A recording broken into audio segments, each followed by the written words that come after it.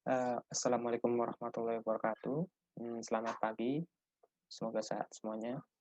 Eee, Pertemuan kali ini kita akan membahas materi fisika kita ya, yaitu tentang hukum Newton dalam gerak.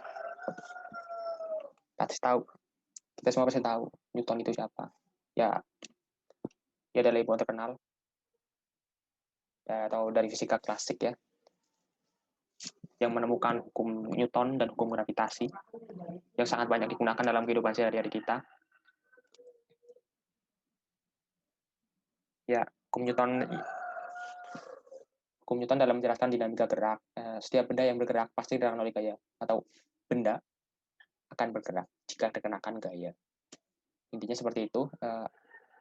Hukum Newton itu terbagi menjadi tiga part atau tiga sub, yaitu ada hukum 1 Newton tentang kelembaman, hukum 2 tentang percepatan atau gaya, itu berbanding lurus dengan percepatan. Dan ketiga adalah hukum aksi dan reaksi. Yang pertama itu hukum kelembaman. Maksudnya adalah setiap benda itu memiliki sifat lembam. Artinya bila tidak ada atau nggak ada rangsangan dari luar atau gangguan dari luar, itu benda akan cenderung untuk mempertahankan kondisi semulanya. Kalau misalnya waktu itu diam, dia akan cenderung tetap diam. Kalau dia dalam keadaan bergerak, dia akan cenderung tetap bergerak, mempertahankan keadaan bergeraknya. Atau dinotasikan itu bahwa sigma F sama dengan 0. Contohnya itu saat kita dalam mobil, dalam yang keadaan diam, lalu tiba-tiba mobil itu bergerak dengan kecepatan tertentu, tubuh kita akan seolah akan terpelanting ke belakang atau terjengkang.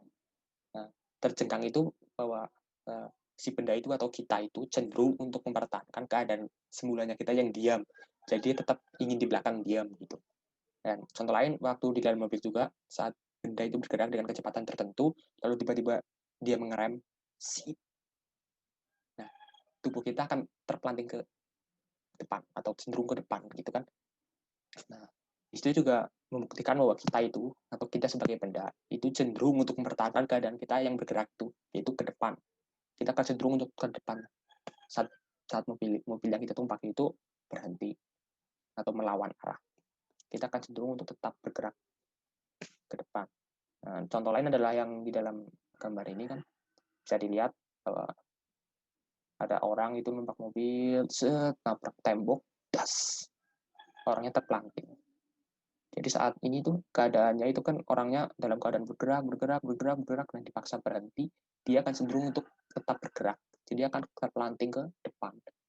Nah, yang kedua ada hukum 2 Newton. Yang pertama itu percepatan pada sebuah benda sebanding dengan respelan gaya yang bekerja pada terhadap benda tersebut. Jadi semakin besar gaya yang dibutuhkan, maka percepatannya pun akan semakin besar. Atau bisa diartikan A itu sama dengan sigma F per massa atau M-nya. Nih, dan sigma F sama dengan M dikalikan A, atau A sama dengan sigma F dibagi M. Nah, lalu yang ketiga ada ya, yang kedua ini juga memiliki ini resultan, jangan lupa, atau arahnya, yaitu faktor. Jadi memiliki arah, bukan hanya memiliki nilai tapi juga memiliki arah. Nah, yang ketiga ada hukum 3 Newton itu tentang aksi reaksi, itu yang paling terkenal ya. Jadi maksudnya gini, jika ada dua buah benda yang berinteraksi, gaya yang dilakukan oleh benda pertama, benda kedua sama dan berlawanan arah dengan gaya yang dilakukan oleh benda kedua pada benda pertama. Atau dalam matematikanya persamaannya itu F12, F1 terhadap 2, atau gaya gaya 1 terhadap 2 sama dengan minus dari atau negatif dari gaya 2 kepada 1. Contoh dari hukum 3 Newton ini banyak sekali. Yang pertama, kita mukul tembok yang kuat ya. Kita mukul tembok, terus tangan kita sakit. Atau kalau kita mukulnya keras, tangan kita itu lecet. Ya, kenapa lecet? Padahal kan tembok itu diam. Nah, padahal tembok itu saat kita pukul, kita kan memberikan gaya sejumlah berapa gitu. Contoh kita memberikan gaya dengan pukulan 20 Newton, terus nah, tembok itu juga akan memberikan gaya kepada kita sesuai dengan yang kita berikan.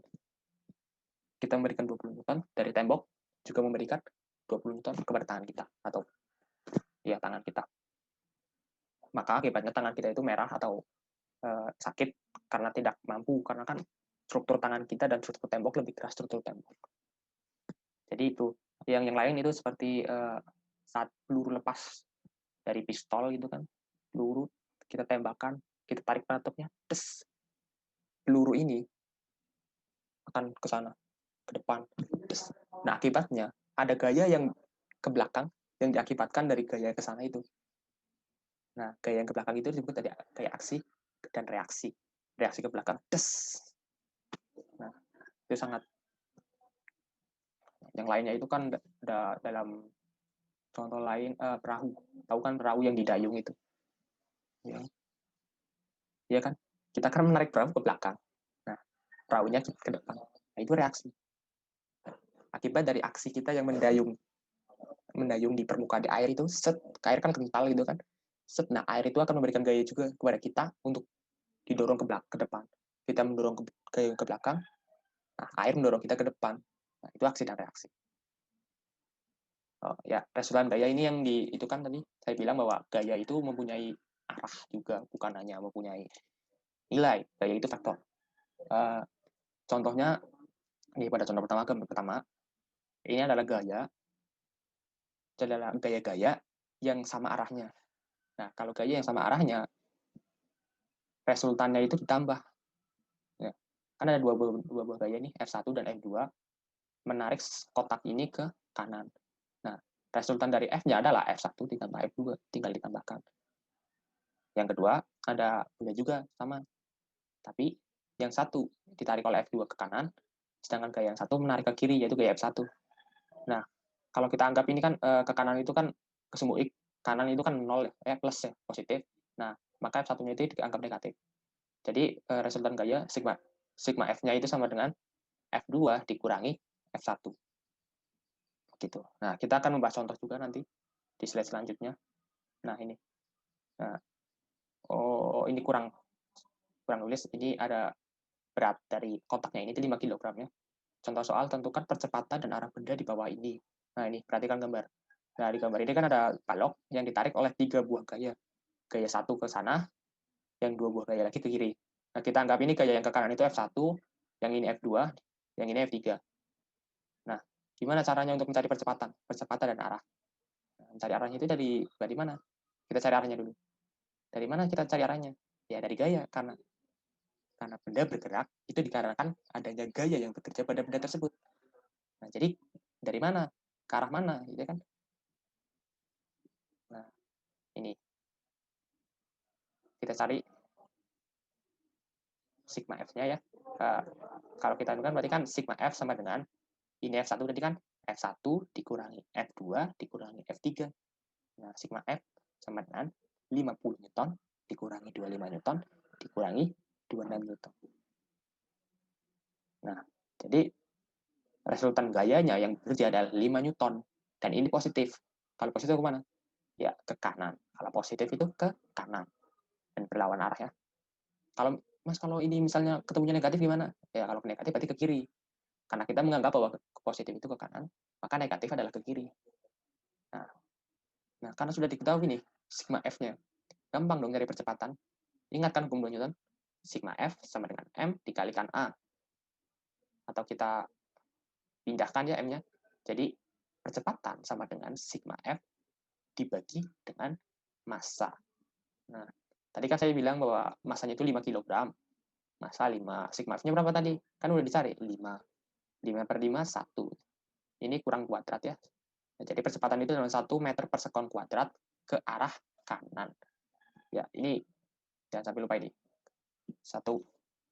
Satuannya salah ini. Harusnya meter per sekon kuadrat. Karena M per sekon itu kan tahu kan kecepatan. Ya, jadi ya cuma gitu doang. Gampang kan? Hukum Newton itu dalam gerak itu lumayan gampang. Ya, itu aja ya. Terima kasih atas perhatiannya. Kalau ada yang mau ditanyakan nanti ditanyakan. Kita akhiri pertemuan kali ini. Wassalamualaikum warahmatullahi wabarakatuh.